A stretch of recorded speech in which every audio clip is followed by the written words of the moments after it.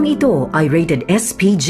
Striktong patnubay at gabay ng magulang ang kailangan. Maaaring may masiselang tema, lengguwahe, karahasan, sexual, horror o droga na hindi angkop sa mga bata. Hi guys! Welcome to my channel. Dito tayo ngayon sa July 27, 2021. Advance episode update ng Probinsyano. Pero bago ang lahat, pag hindi pa kayo nakasubscribe sa aking channel, please subscribe and hit the notification bell para updated kayo sa aking next video. Dito umpisan natin sa kay Senyor Vera na nagtagumpay na siya sa kahayupan na ginawa dito sa kay Doktora Audrey. At sumisigaw itong si Doktora Audrey dahil hawak ni Enrique Vera ang kamay ni Doktora Audrey at hawak din ng isang kamay nito ang patalim kung saan mihiyaw na umiiyak itong si Doktora Audrey hanggang sa tuluyan ng nangihina at tumigil na ito sa pag-iyak na para bang nawala na ito ng malay o nawala na ng buhay. At bumaba na nga si Senyor Vera galing sa loob ng bus na may dala na itim na tela na may nakabalot doon sa loob na ayon sa kanya ay okay na ang ireregalo ito kay Fernando Mante na siya mismo ang magdadala nito sa pamamahay ng mga Mante. Samantala doon naman sa palasyo ay pinuntahan ni Ambo itong best press niya na buong akala niya nito ay ito ang totoong presidente. Walang iba kundi si Mariano na sinabi naman ni Mariano ay hilpak itong AD camp niya dahil sinabi ni Ambo noon na umalis na itong si Ellen. Pero hindi pa pala kung kaya't nahuli nga sila ni Cassandra. At doon nag-iskandalo itong si Ellen na sinaktan itong si Cassandra at nagkaroon ng kaguluhan doon sa palasyo. At para makabawi naman si Ambo ay tinanong ang kanyang best press niya kung okay ba ang performance ng gamot na ininom nito.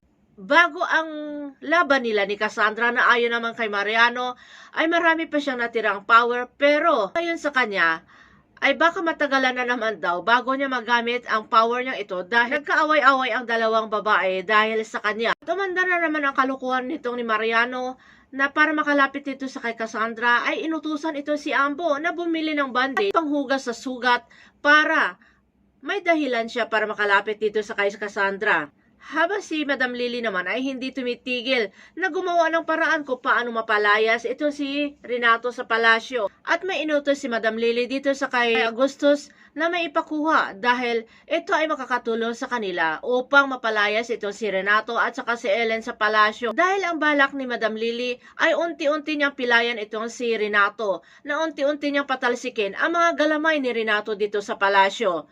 Habang itong si Renato naman, dahil sa kaguluhan nga nangyari na pinag-aagawan ni Cassandra at ni Ellen itong si Mariano, na alam ni Renato na si Lily ang may pakana nito ay pinuntahan si Lily doon sa living room at kinausap. Pero lingid sa kaalaman ni Renato na nakita siya ni Mariano na papunta doon sa living room kung kaya sinundan sila ni Mariano. Samantala balik doon kay Renato at saka kay Madam Lily ay pumasok na nga tuluyan itong si Renato doon sa living room na kinaroroonan ni Madam Lily.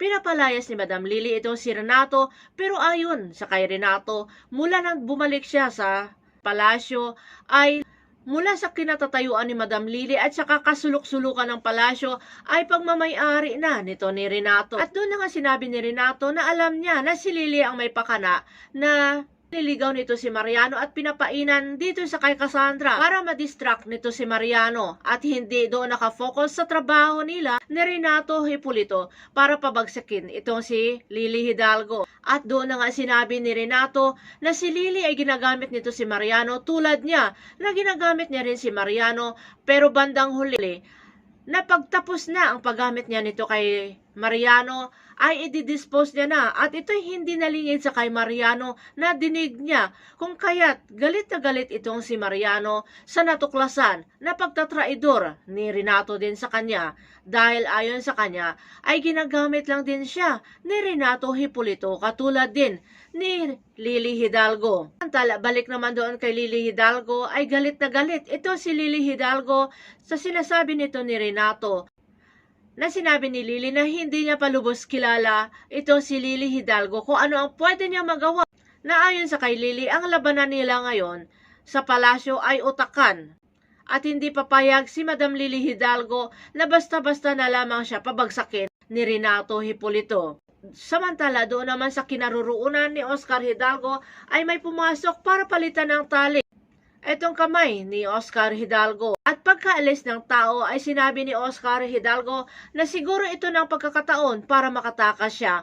Pero dadalawang isip siya sa bandang huli dahil kahit kawala sa pagkatali sa kanya ay hindi rin siya makaalis dito sa palasyo dahil sa dami ng nagbabantay sa labas ng kanyang kwarto. Kaya pinapasa Diyos niya na lamang ang kanyang kaligtasan. Samantala si Secretary Pado at saka si Ellen ay dumating na sa palasyo. Na nagpaalam itong si Ellen na pupunta lamang siya sa powder room. Pero nagtataka itong si Secretary Pado. Nakararating lang nila ay aalis na naman itong si Ellen. Na ayon naman sa kay Ellen ay sandali lamang siya. Ang hindi alam ni Secretary Padua ay may senyales na pala doon sa isang PSG na gustong kausapin ni Renato itong si Ellen. Pagkapunta ni Ellen sa opisina ni Renato ay natatakot itong si Ellen dahil na nagdududa na sa kanya ang kanyang asawa na si Arturo. Pero ayon kay Renato ay importante ito dahil si Ellen ang siyang mag-aasikaso dito kay Mariano. Isang tabi muna ang alitan nila ni Mariano. Dahil siya lamang ang makapatino dito sa kay Mariano na parabang asong ulol. Ibinigay ni Renato ang folder dito sa kay Ellen na siya ang magbigay dito kay Mariano na mayroong press con mamaya. At kailan alam na ni Mariano ang sasabihin sa harap ng kamera na kailangan tutukan ni Ellen. Itong si Mariano nang sa ganon ay matupad nila ang kanilang pangarap na si Ellen ang magiging First Lady at itong si Renato ang maging presidente. Samantala doon naman sa kay Mariano ay galit na galit dahil nga nalaman nito na ginagamit lamang siya ni Renato. At dito na nga sinabi ni Mariano sa kay Ambo na may pinanghahawakan si Renato dito sa kay Mariano. Pero sa bandang huli ay mapapalayas rin ni Mariano itong si Renato. At dito nga sinuwestiyon ni Ambo na ang makatulong sa kanila para masugpo itong si Renato ay si Cardo Dalisay. At doon umiba ang modo ni Mariano na ayon sa kanya ay kalaban pa rin ang turing niya sa kay Cardo Dalisay.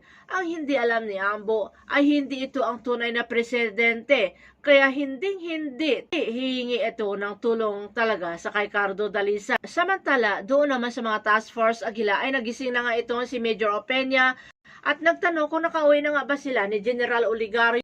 Sinabi ng ibang task force Aguila na alalang-alala sila dahil hindi nga umuwi kagabi sila ni General Oligario kasama ang mga magulang ni Captain Liamante. Karoon ng mga haka-haka ang mga task force Aguila na baka may masamang nangyari dito sa kay Dr. Audrey na ayon naman kay General Borja hindi makakatulong na inuunahan nila ang mga pangyayari at dapat antayin nila ang pagdating nila ni General Oligario tsaka sila kikilos. Samantala, balik naman sa kay Captain Liamante ay sobra ang pag-alala nito at naalala na bago umalis itong si Dr. Audrey ay niyakap siya na sinabi na baka ito na ang huling pagyakap niya sa kanyang kapatid na parabang namamaalam na ito si Dr. Audrey sa kanyang kapatid na si Leah. Dito na ba mararamdaman ni Captain Liamante ang sakit na naramdaman ni Cardo Dalisay ang pagkawala ng kanyang asawa na kung sakali mang patay na itong si Audrey ay doon na nga ba maramdaman ni Captain Liamante kung paano ang nararamdaman ni Cardo Dalisay.